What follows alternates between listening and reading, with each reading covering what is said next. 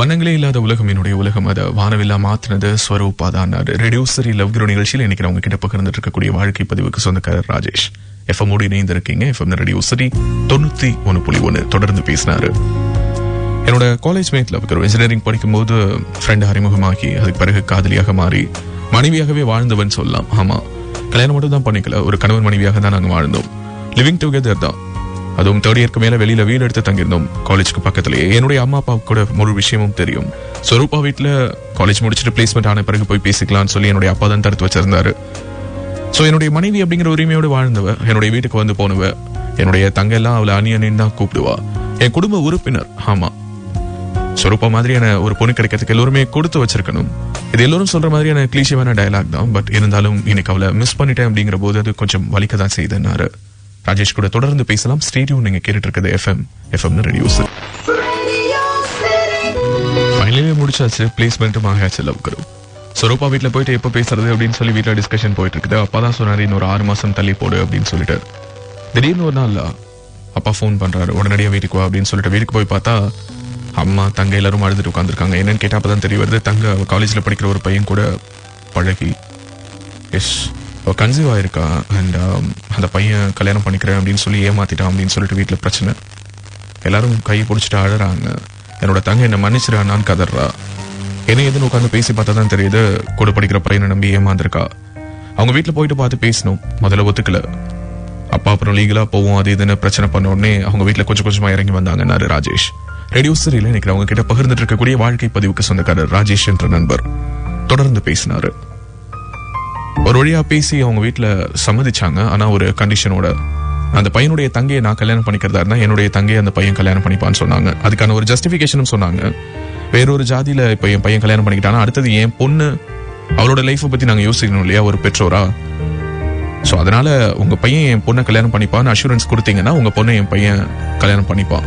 அப்படி இல்லைன்னா நீங்க லீகலா போறதுனாலும் போங்க, பையனை பார்த்தவங்க நாங்க, எங்களுக்கு எதை பத்தியும் கவலை இல்லை. உங்க பொண்ணோட லைஃப் தான் ப்ராப்ளம் ஆகும், அசிங்கப்பட்டு ரோட்ல நிப்பீங்கன்னாங்க.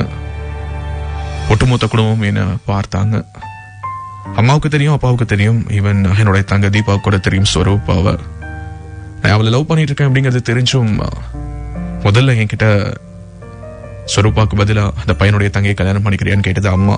என்னதான் இருந்தாலும் அவங்க பொண்ணுடைய லைஃப் இல்லையா, தன்னோட பையனுக்கு கூட ஒரு மனசு இருக்குதுன்னு அந்த நேரத்துல எங்க அம்மா மறந்துட்டாங்க. என்ன சொல்றதுன்னு தெரியல. அடுத்த நாள் என்னோட தங்க வந்து கேட்டா, கடைசியா தான் என்னோட அப்பா வந்து கேட்டாரு. வேற வழியே இல்லாம ஸ்வரூபா கிட்ட போயிட்டு நான் அதையும் கேட்டேன்னாரு. ஸ்வரூபா என்ன பதில் சொல்லிருப்பாங்க தெரிஞ்சுக்கலாம். ஸ்டேடியோ நீங்க கேட்டுட்டு இருக்குது எஃப்எம் ரேடியோ சரி. தெரியாம தவிச்சுக்கிட்டே தான் போயிட்டு நின்னேன். என்னுடைய தவிப்பை பார்த்தே அவ உணர்ந்துட்டா. என்ன பிரச்சனையா இருந்தாலும் பரவாயில்ல, ஒப்பனா சொல்லு, ஒன்றும் பிரச்சனை இல்லைன்னா ஒரு வார்த்தையா சொல்லி முடிச்சேன். இப்ப என்ன முடிவு எடுத்திருக்கேன்னு கேட்டா, இல்ல இப்போ எந்த முடிவும் எடுக்க முடியல, வீட்டுல எல்லோருமே ஏதான் டிபெண்ட் பண்ணிருக்காங்க, நீ சொல்றதை பொறுத்துதான் நான் முடிவு எடுக்கணும்னு. கரெக்ட் தானே, உன்னோட தங்க இப்ப பிரெக்னென்ட் ஆயிட்டா, என்னதான் நான் உன் கூட பழகி இருந்தாலும் படுத்திருந்தாலுமே நான் பிரெக்னென்ட் ஆகல இல்ல, அப்படின்னா நீ என்ன விட்டுட்டு போலாம். அதானே ஜென்ரலா எல்லோரும் எக்ஸ்பெக்ட் பண்ற ஒரு விஷயம், அதுதானே இந்த உலகத்துடைய நியதியும் கூட. சோ அதனால நீ என்ன விட்டுட்டு போனா, அவ என்ன செருப்பால் அடிச்சிருந்தானா கூட எனக்கு வலிச்சிருந்திருக்காது லவ் குரு. அவ கத்தி எடுத்து குத்திருந்தானா கூட அந்த காயம் மாறி இருந்திருக்கும் லவ் குரு. அவ எனக்கு கொண்டு இருந்தானா கூட சந்தோஷப்பட்டிருப்பேன். நான் அந்த வார்த்தையை சொன்ன போதுதான் செத்துட்டேன். அதான் நானும் ஸ்வரூபாவும் கடைசியா மீட் பண்ணது. வருடங்கள் உருண்டோடிடுச்சு. இன்னைக்கு வரைக்கும் அவ எங்க இருக்கா என்ன ஏதுன்னு தெரியாது. திருமணமாகி எனக்கு 2 குழந்தைகள் இருக்காங்க. என்னுடைய தங்கைக்கு ஒரு பொண்ணு. குடும்பம் இன்னைக்கு ரொம்ப சந்தோஷமா இருக்குது. ஆனா நான் மிஸ் பண்ண ஸ்வரூபா எங்க இருக்கா அப்படிங்கிற கேள்வி, அது என்ன துரத்தக்கூடிய நாட்கள் எல்லாம் எனக்கு தூக்கம் வர மாட்டேங்குதுன்னாரு. ரேடியோ சரியில் இன்னைக்கு அவங்க கிட்ட பகிர்ந்து இருக்கக்கூடிய வாழ்க்கை பதிவுக்கு சொந்தக்காரர் ராஜேஷ். எஃப்எம் ஓடி இணைந்திருக்கீங்க. எஃப்எம் ரேடியோ சரி தொடர்ந்து பேசினாரு. அன்னைக்கு நான் எடுத்த முடிவு ரொம்ப சுயநலமான முடிவு அப்படிங்கிறது எனக்கு ரொம்ப நல்லாவே தெரியுது. என்னுடைய குடும்பமே சேர்ந்து சுயநலமான முடிவு எடுத்தோம். என்னுடைய தங்க பண்ண தப்புக்காக அவளுக்கு ஒரு வாழ்க்கை கிடைக்கணும் அப்படின்னு சொல்லிட்டு நான் என்னுடைய காதலை தியாகம் பண்ணேன். நான் ஒரு காதலை கொன்னேன். ஆமா, ஒட்டுமொத்த குடும்பமா சேர்ந்து ஒரு காதலை கொன்னோம், ஒரு ஜீவனையே கொண்டுட்டோம். அவ எங்க இருக்கா என்ன ஏதுன்னு தெரியாம இருக்கிறது தான் ரொம்ப வலிக்குதுன்னாரு. ஒரு சில வார்த்தைகள் ராஜேஷ் கூடயும் ராஜேஷ் பகிர்ந்த ஒரு சில வார்த்தைகளையும் அடுத்து பகிர்ந்துக்க போறேன். ஸ்டே டியூன்டாருங்க இந்த பாடல்களுக்கு பிறகு. Only on FM radio city 91.1. நான் உங்க ரேடியோ சிட்டி லவ் குரு. கல்லூரியில படிக்கும் போது திடீர்னு கர்வமான தன்னுடைய தங்கைய காதலிக்கிற அந்த பையன் கூட சேர்த்து வைக்கிறதுக்காக தன்னுடைய காதலை தியாகம் பண்ண ஒரு அண்ணன். கேட்கும்போது ஏதோ சினிமா அல்லது சீரியலுடைய கதை மாதிரி இருக்கும். ஆனா அதான் ராஜேஷுடைய வாழ்க்கை. நிறைய நேரத்தில் ரியல் லைஃபை காப்பி பண்ணி சினிமா அண்ட் சீரியல்ஸ் எடுக்கிறாங்க. சில நேரங்களில் சீரியல்ஸ் அண்ட் சினிமா ரியல் லைஃபை காப்பி அடிச்ச மாதிரி இருக்குது. ராஜேஷ் எனக்கு ஃபீல் பண்ணி சாரி சொல்லணும்னு நினைக்கிறாரு ஸ்வரூபாவுக்கு. ஆனால் அந்த சாரியை ரிசீவ் பண்ற எண்ணில் கூட அவங்க இருக்காங்களான்னு தெரியல. இன்னும் சொல்ல போனா எங்க இருக்காங்கன்னு தெரியலன்னாரு. அதை பத்தி தான் பேசினாரு.